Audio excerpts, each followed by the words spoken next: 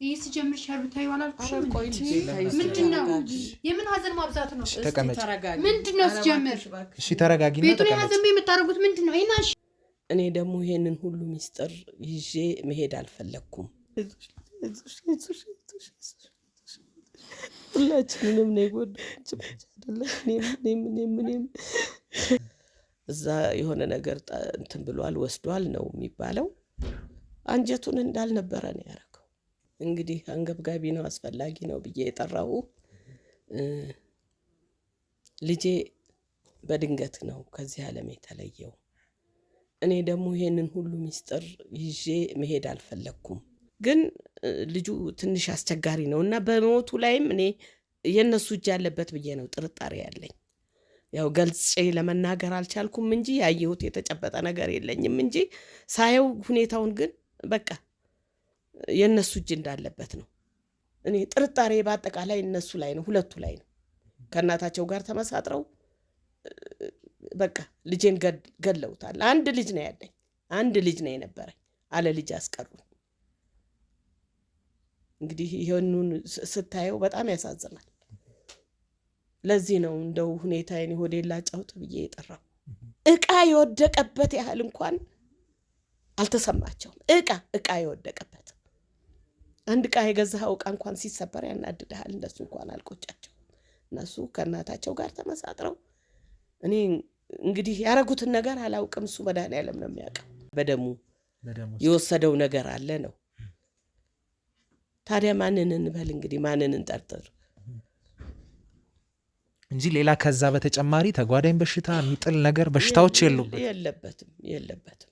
ምንም እኔ በበኩሌ ነገርኩ እኮ ራሴን እንኳን አሞኛል ሲል ሰምቼው አላውቅም።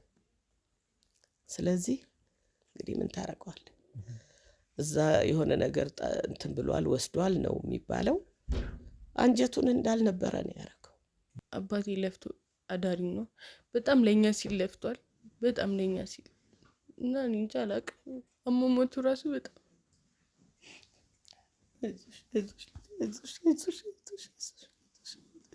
ሁላችንንም ነው የጎዳችን አይደለም። አይዞሽ ልጅ አይዞሽ። ሲጀምር ሻርብታዩ አላልኩሽም? ምንድነው? የምን ሀዘን ማብዛት ነው? ምንድነው ሲጀምር? እሺ ተረጋጊና ቤቱን ሀዘን የምታረጉት ምንድነው? አይናሽ ወደዛ እንዴ ሆነሽ ነው? ምን ማለት ነው? አትልበሽ አላልኩሽም እንዴ? እኔ እኮ ነው ያጣሁት እና አባትሽና እንዳጣሽውሳ 40 እንኳን እኮ ነው እና ለዛኛ ምን ሙትልሽ እንዴ? ገና አንባችሁ ዳራንቺ ምን ታውቂያትና ልጅ ገና ሀዘን ላይ ናችሁ። ስለዚህ ተረጋጊ። ሀዘን ነው። አንተ ደግሞ አንተ ሲጀምር ማን ያመጣክ? መደወል ትችያለሽ። አሁኑኑ ደውይለት። ቀላል ደውለታለሁ። ምን እንደሚያደርግ አንጠልጥሎ እንደሚያወጣ እንደውም ልንገርሽ አይደለ? ለምን ጥቁር ትለብሳላችሁ ብለሽ ስትዝችባችሁ አልነበረ? ሲቀጥል ደግሞ ከነሱ ጋር ባደረኩት ቆይታ መሰረት የአባታቸው መሞት ላይ እጅሽ ያንቺና የወንድምሽ እጅ እንዳለ ተነግሮኛል። ምን ማለት ነው ደግሞ እሱ? እንደዛ ብለው ደግሞ ነገሩክ? የራሷ እጅ ነው ያለበት እንደውም ካልክ።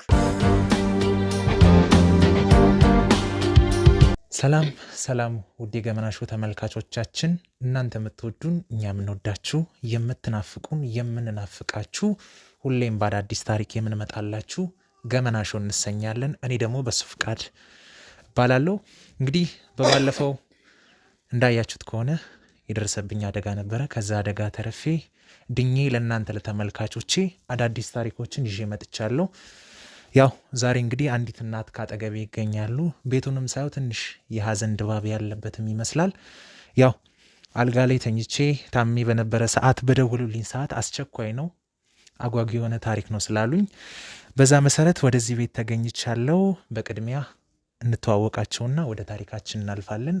በቅድሚያ ስሞትም አልበል። ጌጤ ከበደ እባላለሁ።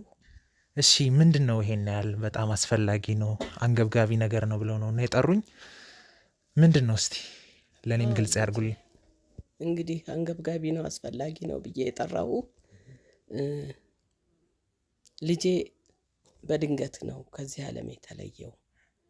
እኔ ደግሞ ይሄንን ሁሉ ሚስጥር ይዤ መሄድ አልፈለኩም። የልጅ ልጆች አሉኝ። ለነሱ ታሪኩን መንገር ፈልጌያለሁ። ምንድነው እኔ ቅር ያለኝ የተጠራጠርኩት ነገር አለ። በተለይ ሸዋ ላይ ትንሽ ሸዋ ላይና ቤቴ ላይ ትንሽ ቅር ያለኝ ነገር አለ። ተጠራጠርኩት። ትንሿ እንኳን ምንም የምታውቀው ነገር የላት። እንደው እንዳለ ድፍን እንዳለ ይዤ እንዳለ ሄድ ብዬ ነው። እንግዲህ ይሄ ሸዋ ትንሽ ከበድ ያለ ልጅ ነው ከልጁ ሁሉ። እናታቸው ተለያይታ ተፋታ ሄዳለች። ምናልባት እኔ ከእናቱ ጋር ተገናኝቶ የሚያደርገው ነገር ይኖራል ብዬ ነው ስጋቴ። ሸዋ የሚባለው የመጀመሪያ ልጁ ነው። ከእናቱ ጋር ባለመግባባት ተለያይተው እሷም የራሷን ኑሮ እየኖረች ነው ያለችው እና ልጁ ትንሽ ከበድ ያለ ልጅ ነው። ለገንዘብ ለሀብት ያለው ጉጉት ከመጠን በላይ ነው፣ ከአቅሙ በላይ ነው። ስለዚህ አባትየውን በነበረ ጊዜ በጣም የሚያስቸግር ልጅ ነበር። በቃ በጣም በጣም በጣም አባትየው ጎበዝ፣ ታታሪ፣ ጠንካራ የነበረ ነው። ጤነኛ የነበረ ሰው ነው። በቃ የሱን ጥንካሬ የሱን ጉብዝና እኔ ሁል ጊዜ ያሳዝነኝ ነበር። ለምን ልጆቹ ይቅርታ አድርግልኝና ትንሽ ከበድ ያሉ ናቸው። በተለይ ሁለቱ። ትንሿ እንኳን ምንም አታውቅም፣ ገና ነች። እንደው የሚመስለኝ ከእናታቸው ጋር እነሱ ኦልሬዲ ተለያይተዋል። ከተለያዩም ቆይተዋል። ያው ንብረቱን ተካፍለው ነው የተለያዩ። ሲለያዩ ግን ልጁ ትንሽ አስቸጋሪ ነው እና በሞቱ ላይም እኔ የእነሱ እጅ ያለበት ብዬ ነው ጥርጣሬ ያለኝ። ያው ገልጬ ለመናገር አልቻልኩም እንጂ ያየሁት የተጨበጠ ነገር የለኝም እንጂ ሳየው ሁኔታውን ግን በቃ የእነሱ እጅ እንዳለበት ነው። ልጄ ጠንካራ ነው፣ ጎበዝ ነው፣ ጀግና ነው፣ ታታሪ ነው። ህመም የሚባል አያውቅ። ድንገት ነው እንግዲህ ምን እንዳረጉት እኔ ምን አውቃለሁ። ጌታ እሱ መድኃኒዓለም ይወቀው። ይኸውና ሌላው ቀርቶ እንኳን እንደው አይኑ ሳይፈስ እንትን ሳይል አሁን ሀብቱ ላይ ነው ሩጫ የያዙት። የሱ ሞት አላሳዘናቸውም። የሱ ሞት አልከበዳቸውም። የሱ ሞት እንደው ምንም ስሜት አልሰጣቸውም። ስለዚህ እኔ ደግሞ የምኖረውም ከነሱ ጋር ነው። ሁኔታውን እያየው ሀዘን እንኳን እንዳባት እንኳን አላዘኑለትም። እንዳባት ለአባት የሚደረገውን ነገር እንኳን አላደረጉለትም። የሚታዘነውን አላዘኑለትም። ብቻ አሁን ወደ ሀብት ሩጫ ነው ያለው። ስለዚህ እኔ ደግሞ ያንን ሽፍንፍና አድርጌ ሁኔታውን እንትን ብል እግዚአብሔር የማይወደው እኔ ጥርጣሬ በአጠቃላይ እነሱ ላይ ነው፣ ሁለቱ ላይ ነው። ከእናታቸው ጋር ተመሳጥረው በቃ ልጄን ገለውታል። አንድ ልጅ ነው ያለኝ፣ አንድ ልጅ ነው የነበረኝ፣ አለ ልጅ አስቀሩ። እንግዲህ ይሄንን ስታየው በጣም ያሳዝናል። ለዚህ ነው እንደው ሁኔታዬን ሆዴን ላጫውት ብዬ የጠራው። እሺ፣ ያው የእርሶ ልጅ ስሙ ማን እንደሚባል? ሳምሶን አላዛር ይባላል። አቶ ሳምሶን አላዛር ይባላል። እሺ፣ በጣም ጥሩ። እንግዲህ ያው እስቲ ማለቴ ከባለቤታቸው ጋር ምን አይነት የፍቅር ግንኙነት ነበራቸው? ማለቴ ለልጆቻቸውስ ማለት አሁን ሁለቱ ልጆች የመጀመሪያው ልጅና ሁለተኛው ልጅ የአባታቸው ሞት ላይ እጃቸው እንዳለ እየተናገሩ ነበር አይደለ? ማለቴ ለነሱ ለሁለቱና ለመጀመሪያዋ ልጅ የሚሰጣቸው ፍቅርና እንክብካቤ ለየት ያለ ነው ወይስ ከእናታቸው ጋር የነበረው ግንኙነት ትንሽ የሻከረ ግንኙነት ነበረ ወይስ ምንድነው ምክንያቱ የዚህን ያህል እርስዎን እንደዚህ ያስጠረጠሩትና አሁን ምን ያህል ጊዜ ሆነው ልጆትም ከሞተ? አሁን እንግዲህ ልጆቹን ሁሉንም በእኩል አይን ነው የሚያያቸው። ማንንም ከማንም አያበላልጥም። እናታቸው ግን የጣለችባቸው ጠባሳ አለ ስለሱ። ለምን እሷ ራሷ ነች በድላው ጥላው የሄደችው ማለት ምክንያቱን እንግዲህ ምክንያቱን በውል አላቅም። እኔ ክፉ ነገር ሲነጋገሩም አላየሁም አልሰማሁም።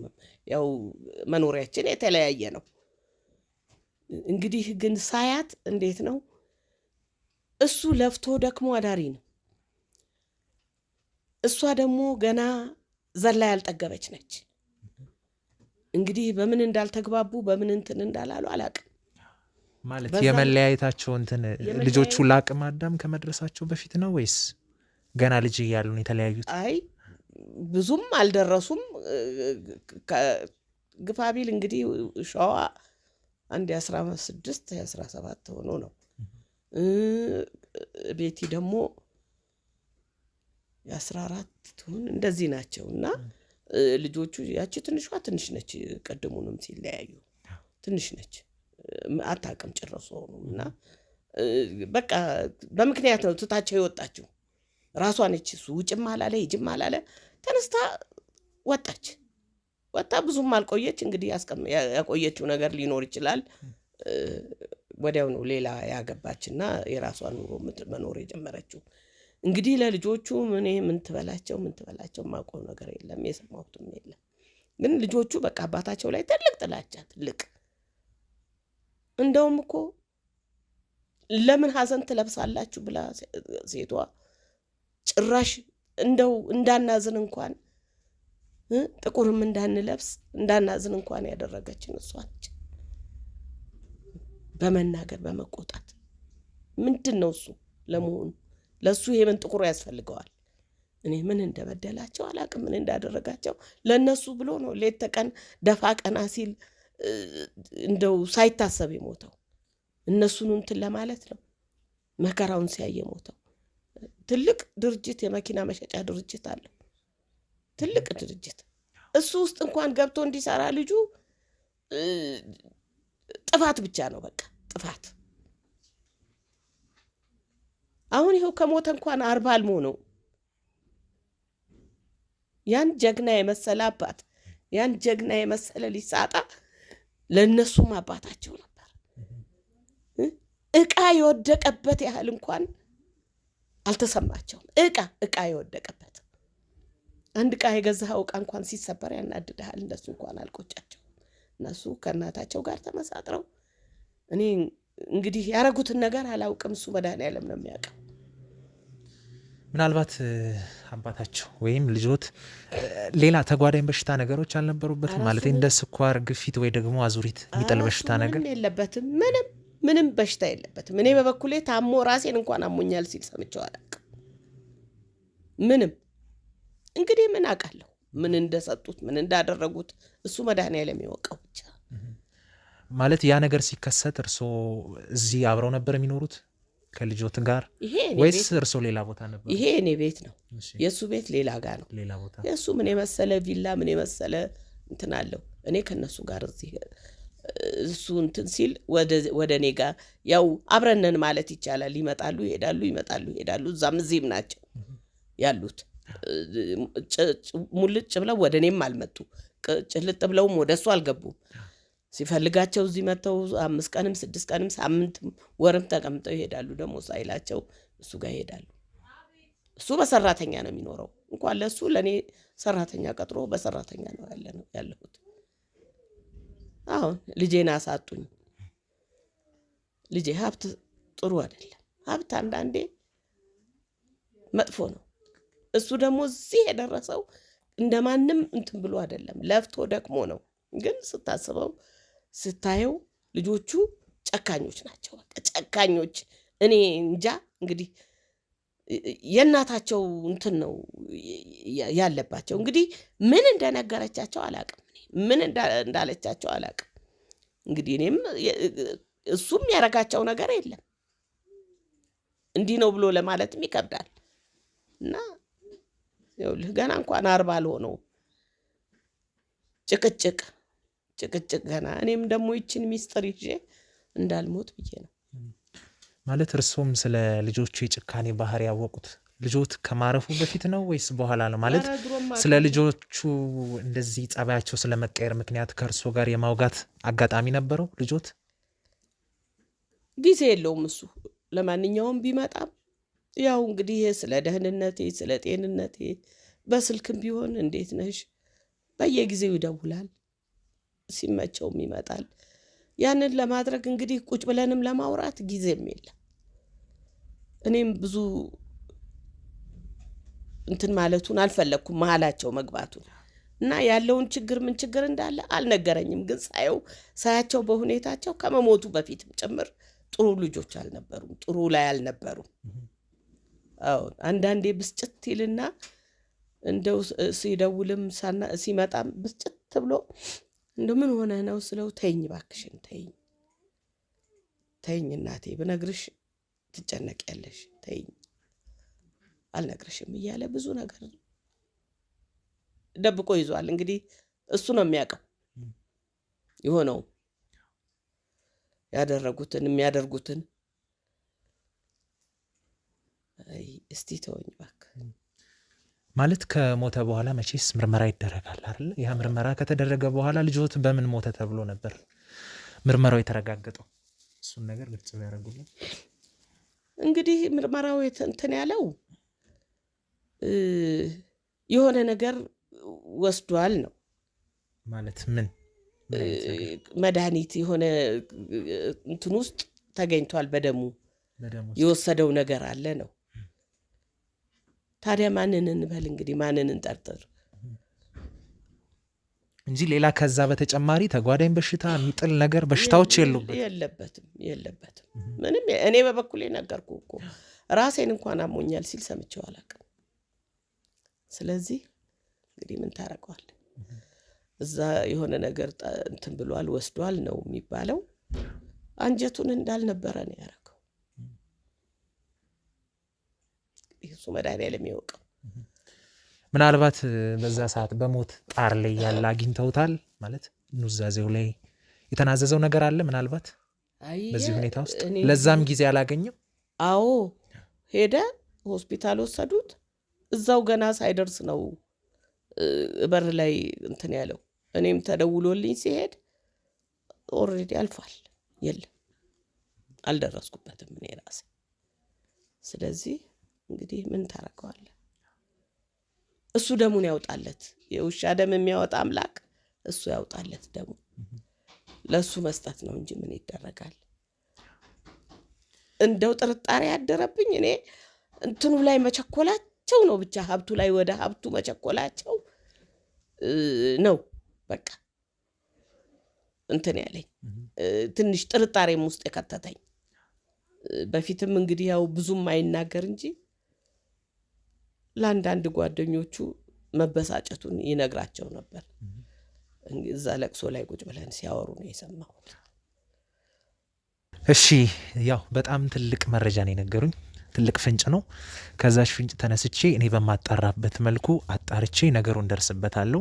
ምክንያቱም እንዳሉት ከሆነ የዚህ የውርስ ጉዳይ ወይም የአባታቸው የመሞቱ ምክንያት ላይ እጃቸው ካለበት እያንዳንዱን ለሕግ እናቀርባለን። በዚህ ስጋት አይግባውት። እርሶም ጤናዎትን ይጠብቁ። ያው ለልጅ ልጆቾት ያሉት እርሶ ኖትና ስለዚህ እሱ ሰላም ነው። ተቀመጪ። እሺ አለ የደወልሽልኝ አንቺ ነሽ መሰለኝ አይደል? አዎ ማይ ደውይለት ብላኝ እና እኔ ነኝ የደወልኩት። በጣም ጥሩ። እንግዲህ ማዘርዬ እርሶ ትንሿ ልጅ ነች መሰለኝ አይደል? አዎ ትንሿ የመጨረሻዋ ነች። እሷን ልጅ ሆና ነው ትታት ሄደችው እናቷ። እስቲ ያው እርሷንም ስለ አንዳንድ ነገሮች ምን ጠይቃት ይሆናል። በቅድሚያ ስምሽን ትነግሪናለሽ። ከዛ በኋላ ደግሞ አባትሽ ምን አይነት ሰው ነበረ? ለእናንተ የሚሰጣችሁ ፍቅርና እንክብካቤ እንዴት ነበረ? ትንሽ የማረፉም ጉዳይ የመሞቱም ጉዳይ አንዳንድ ጥያቄ የሚጭሩ ነገሮች አሉና እነሱንም ነገር በደንብ አስታክሽ። ከእናትሽ ጋር በምን እንደተለያዩ፣ ምን አይነት ግንኙነት እንደነበራቸው። አንቺ የዛን ጊዜ ሕፃን ነበርሽ አይደለ? እሳቸውም ነግረውኛልና እስቲ እነዚህን ነገሮች እንዴት እንደተፈጠሩ ምን እንደሆኑ እስቲ በደንብ ግልጽ አድርገሽ አብራርተሽ ንገሪኝ። ያዛትና ማይኳን። እሺ ኢሊሊ ሳምሶን እባላለሁ። ተወልጄ ያደግኩት ያው እናቴ ከወለደችኝ በኋላ የለችም ማለት አላቃትም፣ በደንብ አላቃትም። እናትም አባትም ሆነ ያሳደገኝ አባቴ ነው እና ሁሉን ማለት እማዬ የተወሰነውን ነገር ነግረሃለች መሰለኝ። እና ምንድነው የአባቴ አሟሟት በጣም ድንገተኛ ነው። በጣም የሚያሳዝን ድንገተኛ አሟሟት። በጣም ነው የምወደው፣ ግን ከዚህ ነገር በስተጀርባ የሆነ ነገር አለ ብዬ አስባለሁ። እኔ አሁን ከእህትና ከወንድሞቼ ጋር አልስማማም ማለት አንግባባም። ያው ታውቃለህ ሁሉም ቤት ያለ ነገር ነው። ታናሽና ታላቅ አይግባባም፣ ሁሌ ጸብ አለ ምናምን እና ከእነሱ ጋር ያነን እኛ ግን ከአንድ እናት አባት ነው አይደል የተወለዳችሁት? አዎ ከአንድ አባት እናት ነው የተወለድነው እና እህታማቾች ነን። ወንድም አለኝ፣ ታላቄ ወንዱ ታላቄ ነው። ከሱ ስር ደግሞ ሴት አለች። አዎ እኔ መጨረሻ ልጅ ነኝ። እና እስቲ ስለ አባትሽ ምን አይነት አባት ነበረ? ለእናንተ የሚሰጣችሁ ፍቅርና እንክብካቤ እንዴት ነበረ? ማለት የመጨረሻ ልጅም ስለሆንሽ ምናልባት ወደ አንቺ ያደላል ብዬ አስባለሁ፣ ከሁለቱ ልጆች ማለት ነው። እስቲ የመጨረሻ ልጅ መሆንም ምን አይነት ስሜት አለው የሚለውን በደንብ እስቲ ግልጽ አድርገሽ ንገሪኝ። የመጨረሻ ልጅ መሆን ስሜቱ በጣም ደስ ይላል። ሲቀጥል ደግሞ አባታችን በጣም ለእኛ ሲል ጠዋት ወጥቶ ማታ ነው የሚገባው። ስራውን በሙሉ የሚያዘወትር በቃ ሰዓት የለውም። ሁሉ ነገር የሚያዘወትረው ስራ ላይ ነው። ለራሱ ሰዓት ጊዜ የለው እና ለእኛ ሲል ብዙ ነገር ሆኗል ከበፊትም ጀምሮ እና አባቴን እኔ እንጃ አላውቅም፣ በእንደዚህ አይነት መልኩ ራሱ መግለጽ አልችልም ስለሱ። በጣም ጥሩ ሰው ነው በጣም እና የሱ ሞት ራሱ እንጃ አላውቅም። እኔ እስካሁን ድረስ ራሱ አላመንኩም፣ የእውነትም አልመሰለኝ። በጣም ነው የምወደው፣ ምክንያቱም እናቴም አባቴም እሱ ብቻ ስለሆነ። አባቴ ለፍቶ አዳሪ ነው፣ በጣም ለእኛ ሲል ለፍቷል፣ በጣም ለእኛ ሲል እና እኔ እንጃ አላውቅም። አሟሟቱ ራሱ በጣም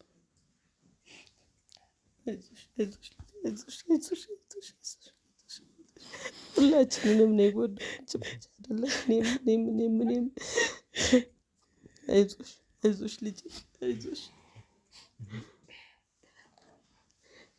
እንግዲህ እንደዛ ነው እንደነገርኩ። እንጃ ቃላት ራሱ የለኝም ምን ስለሱ ለማውራት እንጃ በቃ አልቻልኩም።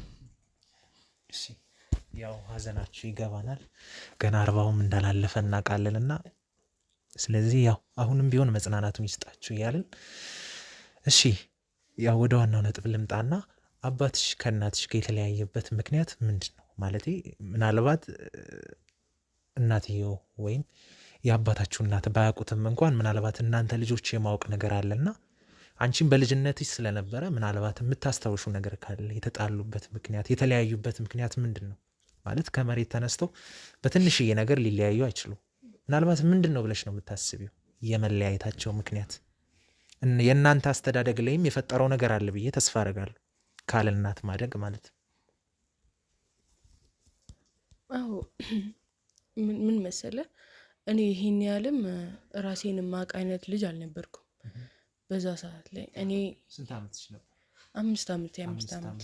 አዎ እና በዛ ሰዓት ላይ እኔም አብዛኛውን ነገር ታውቃለህ፣ እኔ እንጃ አላውቅም፣ ምንም ነገር የተወሰነ ነገር አላስታውስም። ግን በነበረን የቤተሰብ ፍቅር ግን በጣም አሪፍ ጊዜ ነበረን። እናቴም ከአባቴ ጋር ምንም ይሄ የተለየ አይነት ነገር የምትለው የለም፣ ጸብ ወይ እንደዚህ አይነት ነገርም የለም ነበር። ለእንደዚህ አይነት ነገር የሚያዳርግ ማለት ነው። እኔ ያንን ነው የማውቀው። ምናልባት ታላላቆቼ ሊያውቁ ስለሚችሉ እነሱም ጠይቅ የተሻለ ይመስለኛል። አይ አንቺ ምናልባት ነፍስ ካወቅሽ በኋላ ይሄን ነገር አልጠይቅሽም? የአባትሽ እናት ሊሆን ይችላል፣ ሌሎች ጎረቤትም ሊኖር ይችላል፣ ሊያውቅ ይችላል የእነሱን ጸብ ምክንያታችን እና ምን ሊሆን ይችላል ብለሽ አልጠየቅሽም? ከፍ ካልሽ በኋላ ነፍስ ካወቅሽ በኋላ ምክንያቱም ማወቅ ግዴታ አለብሽ፣ እናትና አባትሽ የተለያዩበትን ምክንያት። አዎ ለመጠየቅ ብዙ ጊዜ ሞክሬያለሁ። ማለት እናቴ የት ነች፣ እናቴ ምን ሆና ነው፣ ሁሌ እሱን ሀሳብ አነሳዋለሁ። ግን አባቴ ነፍሱን ይማረውና እሱን ነው ሁሉን ነገር የምጠይቀው እና እሱን በምጠይቅበት ሰዓት ወይ አምሽቶ ነው የሚመጣው ወይ የሆነ ነገር እና በዛ ሰዓት ለእኔ ምንም አይነግረኝም። ሌላ ጊዜ ቆይ እያለ ድረሽ ምናምን እያለኝ በቃ እያረሳሳ ይኸው ህይወቱ አለ እና በቃ ምንም አውቀው ነገር የለም። እሺ አሁን ላይስ ቢሆን ከእናታችሁ ጋር ያላችሁ ግንኙነት እንዴት ነው? ከእሷ ጋር የመገናኘት ነገር አለ? እኔ አይቻት አላውቅም። በህይወት አለች? እኔ እንጃ ትኑርም አትኑር ምንም አውቀው ነገር የለም። ምክንያቱም ከተወለድኩ ጊዜ ጀምሮ እኔ እሷን አይቻት አላውቅም። በቃ እኔ ከአባቴ ጋር ነው ያደግኩት እንደነገርኩ። ስለዚህ ምንም አውቀው ነገር የለም። እሺ በጣም ጥሩ። እንግዲህ ያው ወደ ዋናው ነጥብ ልምጣና ቅድም ከእሳቸው ጋር ባደረግኩት ቆይታ መሰረት ከአያትሽ ጋር ስለ አባትሽ አሟሟት አንዳንድ ነገር ነግረውኝ ነበረ። ማለቴ አሁን ላይ ራሱ ገና እንባችሁ ሳይደርቅ 40 ሳይወጣ ታላላቆችሽ በውርሱ ጉዳይ ላይ እየተጣሉ እንደሆነ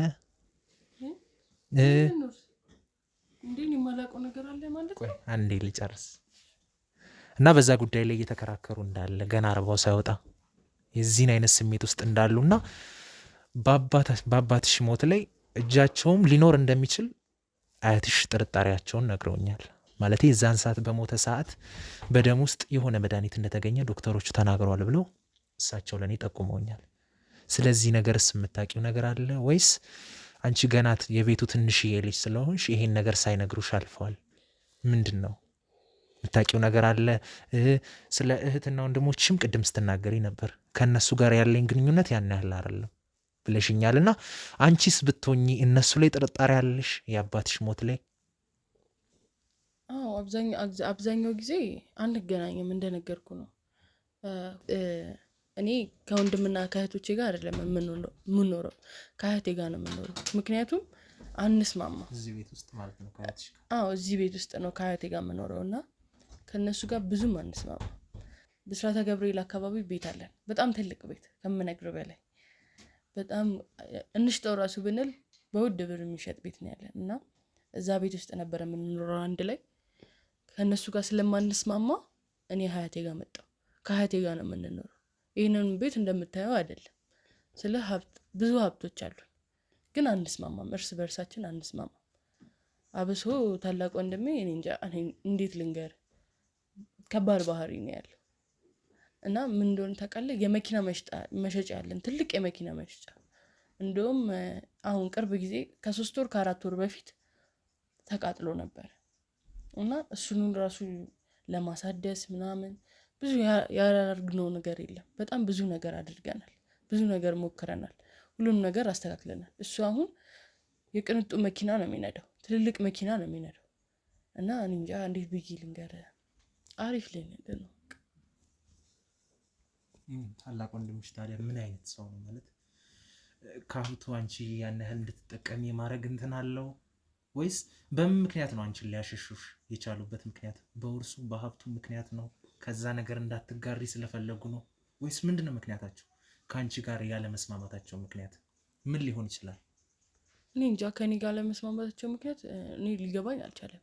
ግን ማለት ስገምት አብዛኛው ነገር ያለው ታላቅ እንደመሆኑ መጠን በሱ ስም ነው አብዛኛው ነገር ያለው ማለት ነው እና የሱ ተካፋይ እንደምንሆን ስለሚያውቅ ያው ሁለቱም እኔን የማሸሽ ነገር እንደያዙ ምናልባት እኔ እንደዛ ጠረጥራለሁ።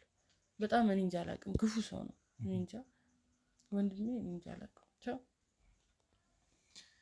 እሺ የአባትሽ አሟሟት ላይስ ማለቴ መድኃኒት በደም ውስጥ እንደተገኘ ይታወቃልና እሱ ነገር ላይስ የወንድም እህቶችሽ እጅ ስለመኖሩ አንቺስ እንዳያትሽ ምን ያህል እርግጠኛ ነሽ? እኔ ያደርጉታል ብለሽ ታስቢያለሽ? አላውቅም። አባት ላይ እንደዚህ ይጨከናል? አባት ላይ እኮ እንደዚህ አይጨከንም። ማለቴ ከነገርሽኝ ታሪክ አንጻር ነው። በጣም ጨካኝ ናቸው። አዎ አንግባባም፣ ግን እንደዛም ቢሆንም ግን እኔ ያደርጉታል ብዬ አላስብም። ምክንያቱም የኔ ብቻ እኮ አባት አይደለም የነሱም አባት ነው። አባት ላይ ደግሞ እንደዚህ አይጨከንም። እኔ ያደርጉታል ብዬ አላምንም። እንጃ እኔ አልቀበልም። ይሄ ማለት አባትሽ ካለው ሀብት አንጻር አሁን ከነገርሽኝ አንጻር ነው። በጣም ብዙ ሀብት እንዳለው ነግርሽኛል እና አንዳንዴ ደግሞ ያለንበትንም ዘመንም ማሰብ አለብሽ። ለገንዘብ ሲባል ስንት ነገር እንደሚደረግ ማለት ነው እና ያን ነገርም ከግምት ውስጥ አስገብተሽ እንድትነግሪኝ ስለፈለኩ ነው። አዎ ልክ ነህ፣ ግን በዚህ ልክ ሁሉም ነገር ይሆናል ብዬ አላስብም። አባታችን ነፍሱን ይማርና እያለም ምንም የከለከለን ነገር የለም። አብሶ ማለት ስልህ እኔ ገና ነኝ፣ የ12ኛ ክፍል ተማሪ ነኝ እኔ እና አባ ይሄን አስፈለገን ወዲያው ነው ምንም ነገር ምንም ራሱ አያንገራግርም እና ምንም ነገር አላጎደለብንም። ቢያንስ እንኳን አጉድሎ ቢሆን እሺ ተቀባይነት ይኖረዋል፣ ግን ምንም ነገር ሳይጎልብን ያድግ ነው። እዛ ነው እንጂ አይ ቅድም አያትሽ በነገሩኝ መሰረት ከልጆቻቸው ጋር ወይም አባታችሁ ከእህት ወንድሞች ጋር የነበረው ግንኙነት ጥሩ እንዳልሆነ ብዙ ጊዜ እየተበሳጨ እሳቸው ቤትም እየመጣ እንደሚቆይ ብዙ ነገሮችን በውስጡ አምቆ መናገርም እንደማይፈልግ በተለይ የጤና ሁኔታም ትንሽ አሳሳቢ እንደነበረ ሲነግሩኝ ነበርና እሱ ምንድነው የዚህን ያህል በህይወት እያለም እንደዚህ አይነት ጭቅጭቅ እንትን ካለ በኋላ ይሄ ነገር መፈጠሩ ምክንያቱ ምንድነው? ብዙ ጊዜ አንቺ አስተውለሽ ታውቂያለሽ? እኔ እዛ በነበርኩበት ታይም አባ እንደነገርኩ ጠዋት ወጥቶ ማታ ነው የሚገባው። ግን በሚመጣበት ሰዓት ሁለቱ በጣም ብዙ ነገር ነው የሚሉት፣ ማለት የሚፈልጉት ነገር ሁሌ ቀን በቀን ሁሌ እና እሱም ማናደድ ነው ስራቸው። ያናድዱታል። አባይን አምጣ ሰጠኝ ምናምን። ይሄ በቃ እንደ እኩያ የምትመላለሰው መልስ የለም። እንደዛ በንቀት ንግግር የሚያወሩት ምናምን እና ምናልባት እሷ ንዴት ይሆናል ያናድዱታል ብዙ ጊዜ። ማለት በቃ ብድግ ብሎ ነው የሚወጣው። ወዴት እንደሚሄድ ራሱ ያላቅም። ይናደዳል ምናምን። ቶሎ ነው ተናዳጅ ነው። ቶሎ ይከፋዋል። ከእናታቸው ይልቅ ከአባትሽ ይልቅ ከእናታቸው ጋር ይበልጥ ቅርበት እንዳላቸው እሳቸውም ነግረውኛልና ምናልባት አንቺ ከሌላ እናት ይሆን የተወለድሽው? ከሷ ነው የእውነት? እነሱ ከተወለዱት ከነሱ እናት ነው የተወለድሽው? እኔ እንደው እስከማውቀው ድረስ የአንድ እናትና የአንድ አባት ልጆች ነን። ሌላ እኔ ምንም ማውቀው ነገር የለም። ምናልባት እኔ ያልነገሩኝ ነገር ይኖር አይኖር ምንም ማውቀው ነገር የለም። ግን የአንድ እናትና የአንድ አባት ልጆች እንደሆነ ነው ማውቀው ነው አሁን ላይ። ታዲያ አሁንስ የመገናኘት ቻንስ አላቸው ማለት ነው? ወንድምና እህቶች ከእናትሽ ጋር ማለት ነው እዚህ ቅርብ አካባቢ እንደሆኑ ቅድም እሳቸው ነግረውኛል። ሊሆን ይችላል፣ ሊገናኙ ይችላሉ። ምናልባት ወንድሜ እሷ ያለችበትን ሊያውቅ ይችላል፣ ሊያገኛት ይችላል፣ ሊነጋገሩ ይችላል። ግን ከኔ ጋር ግን ተገናኝተን ማናውቅም። ጭራሽ ድምጿንም ሰምቼውም አላውቅም። ይህን ያህል የተራራቀን ሰዎች ነን ከእናቴ ጋር ማለት ነው። ምናልባት እኮ አሁን ተጠርጣሪዎቹ ማለት ወንድምና እህቶች እጃቸው እንዳለበት ከተረጋገጠ ከነሱ ጋርም በሶስተኛ አካልነት እናታቸውም ልትኖር ትችላለች የሚለው ሀሳብ አለ። ማለት ከአባትሽ ጋር በነበራት ቅራኔ ምክንያት ተለያይታ በወጣችበት ሰዓት ከልጆቿ ጋር እየተገናኘች ይህን ሴራ አንድ ላይ አሲረው ሶስቱ አድርገውት ሊሆንም ይችላል የሚልም ጥርጣሬ አለን እኛ ማለት ነው። አንቺስ እናትሽ ትኖራለች ብለሽ ታስቢያለሽ? እንጃ እዚህ ጭካኔ ተግባር ላይ እናቴ ትኑር አትኑር ምንም አውቀው ነገር የለም። ግን እኔ የምትኖርበት አይመስለኝም። እንዴ እንደምትሰሩት ምንድነው? ካሜራው ይሄ ሲጀምር ሻሉ ታዩ አላልኩሽም? ምንድነው? የምን ሀዘን ማብዛት ነው? ተቀመጭ። ምንድነው ሲጀምር? እሺ ተረጋጊና ቤቱን ሀዘን የምታረጉት ምንድነው? ይሄን አንሺ ወደዛ። እንዴ ሆነሽ ነው? ምን ማለት ነው? አትልበሽ አላልኩሽም እንዴ? እኔ እኮ ነው ያጣሁት። እና አባትሽና እንዳጣሽው ሳ 40 እንኳን እኮ አልሆነውም። እና ለዛኛ ምን ሙትልሽ እንዴ? ገና አንባችሁ አልደረቀም። ዳራንቺ ምን ታውቂያትና ልጅ ገና ሀዘን ላይ ናችሁ። ስለዚህ ተረጋጊ። የምን ሀዘን ነው? አንተ ደግሞ አንተ ሲጀምር ማን ያመጣክ? ይኸውልሽ ተረጋጊና ተቀመጪ።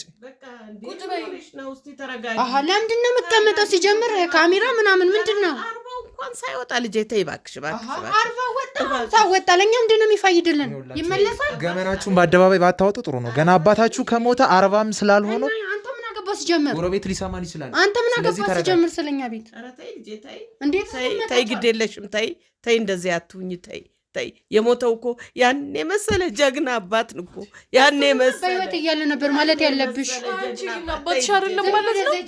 ከመቼ ነው መልስ መስጠት የጀመርሽው? እባክሽ እባክሽ እባክሽ ተይ ተይ ተይ። ግድ የለሽም ተይ ተይ።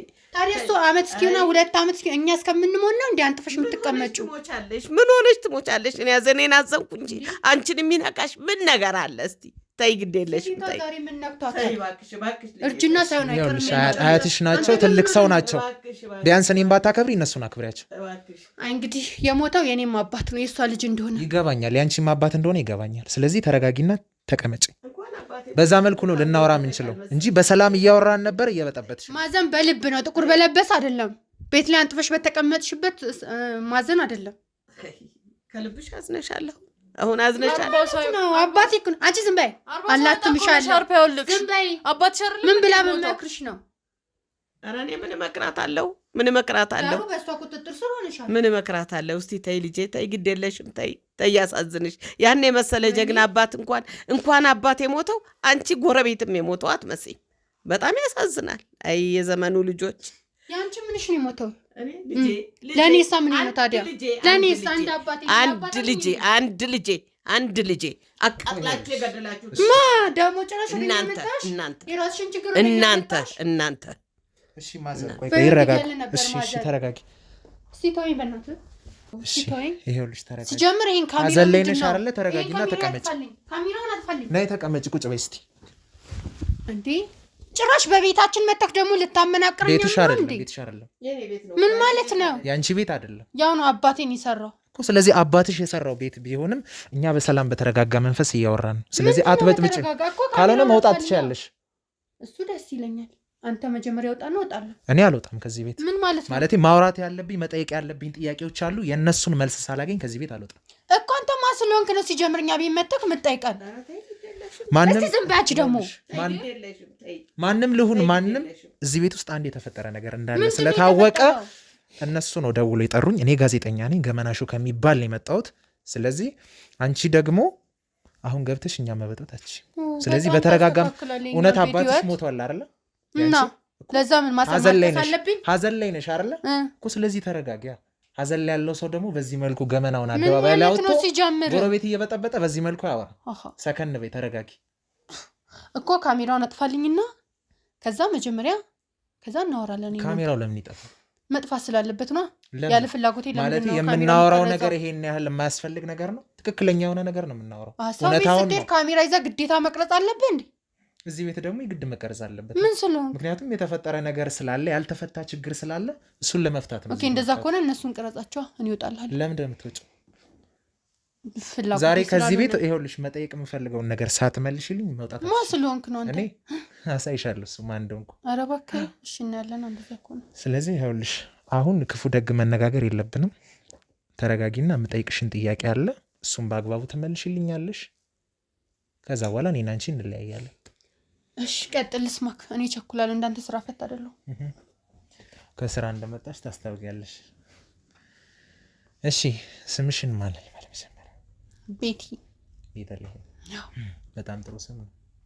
አመሰግናለሁ። ያው አባትሽ ገና ከሞተ 40 እንዳልሆነ ይታወቃልና ገና ሀዘናችሁም አልደረቀም።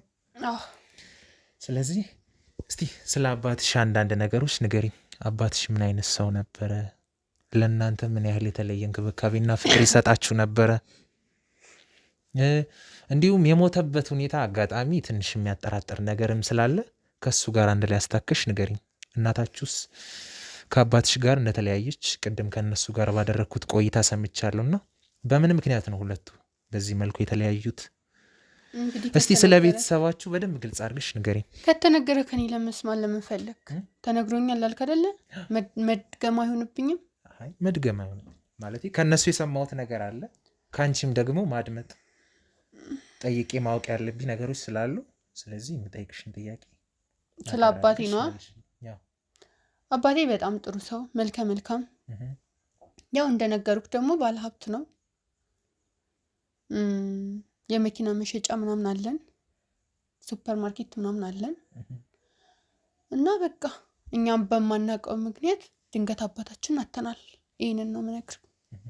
ዘለሽ ስለ ሀብቱ ማውራት ጀመርሽ። እኔ ጠይኩሽ ስለ አባትሽ ነው እኮ። ስለ አባቴ እኮ ድርጅቱ አባቴ ስለ አባትሽ ገንዘብ ድርጅት አይደለም የጠየኩሽ። እኔ ምን አይነት ሰው ነበረ አልኩ ስለሚለው ነው የጠየኩሽ። መልከ መልካም ነው፣ ለሰው ሀሳቢ፣ ለእኛ ደግሞ በፍቅር ያሳደገን አባታችን ነው። እና በቃ ከማንም ምንም ሳንፈልግ አንቀባሮ ያሳደገን ነበር። እና በቃ አሁን ደግሞ ድንገት በሞት አጣ ነው። ስለዚህ ከእናታችሁ በተሻለ መልኩ እናትም አባትም ሆኖ አሳድጓቸዋል ማለት ነው። አዎ። ታዲያ ከእናታችሁ ጋር የመለያየታቸው ሚስጥር ምንድን ነው? እሱን አላውቅም። አዎ የራሳቸው ኬዝ ሊኖራቸው ይችላል። ያው ልጅ አይደለም እንዴት ላቅ ይችላል? ማለት ማወቅ አለባችሁ አባትና እናታችሁ በምን እንደተለያዩ፣ ምንድን ነው ምክንያታቸው? የዚህን ያህል እናንተን ካለ እናት ስታድጉ መቼ ስለውጥ አለው። ከእናትና ከአባት ጋር የማደግ ሚስጥርና ያለ እናት ብቻችሁን ስታድጉ የሆነ ስሜት አለውና የሚፈጥረባችሁም ነገርም አለ እስቲን እስካሁን ድረስና ምንድን ነው ምክንያታችሁ ብላችሁ ለማወቅ አልሞከራችሁ? ያው ያለ እናት መኖር በጣም ከባድ ነው። ግን ደግሞ እሱ ያው እንደ እናትም እንደ አባትም ሆኖ ስላሳደገን የእናታችንን ጉድለት ሳያሳየን ነው ያሳደገን። ለዛ ምንም እንትን አላልንም፣ አልንጠይቀውም፣ እንዲህ ልንጨቀጭቀውም አልቻልንም። ምክንያቱም ምንም ያጎደለብን ነገር የለም። ለዛ እንዴት እናታችን ብለን ልንጠይቀው እንችላለን? እንዳይሰማው ብለን ምንም አንስተንለትም አናውቅም። ያው በቃ እኔና ወንድሜ ነው። እሷ እንኳን ብዙም አይደለችም ትንሽ ስለሆነች፣ ወንድሜንም ብጠይቀው እንደዛ ነው የሚልክ። ምክንያቱም ምንም ያጎደለብን ነገር የለም አባታችን። ለዛ ነው።